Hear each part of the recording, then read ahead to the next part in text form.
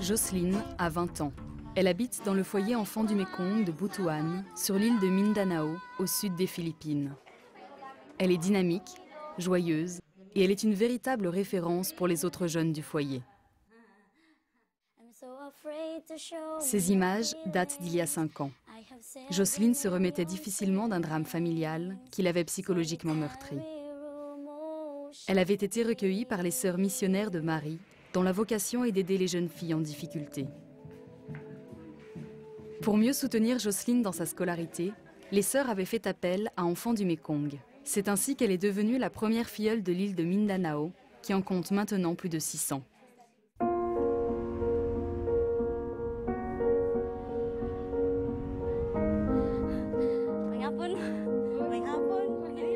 Jocelyne va régulièrement rendre visite à sa maman. Même si le passé ne peut pas s'effacer et que sa maman vit dans des conditions difficiles à la campagne, c'est toujours pour elle une joie de la revoir.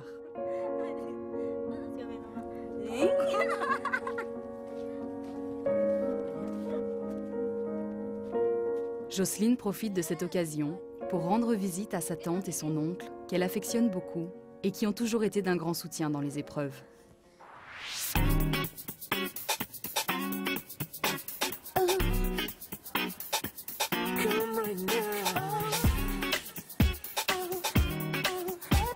Studieuse, Jocelyne est maintenant étudiante en dernière année d'un cursus de communication et médias dans la meilleure université de Butuan. J'ai de nombreux rêves. Le premier, c'est d'exercer une activité professionnelle, d'avoir un vrai métier. Je ne sais pas si ça peut se réaliser, mais je ferai de mon mieux. Je travaillerai plus dur pour qu'à l'avenir, tous ces rêves deviennent réalité.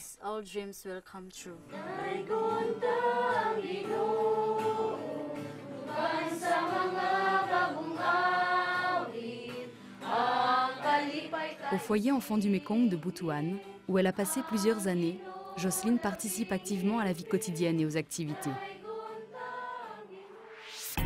Avec sa force de caractère, l'aide des personnes qui l'entourent et celle d'enfants du Mékong, Jocelyne se libère peu à peu de son passé pour entrer sereinement dans la vie d'adulte.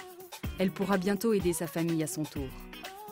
En 2002, Yves Maudre, directeur général d'Enfants du Mékong, en visite à Mindanao, fut impressionné par le parcours et le caractère de Jocelyne. Il lui promit alors qu'elle viendrait un jour en France pour chanter.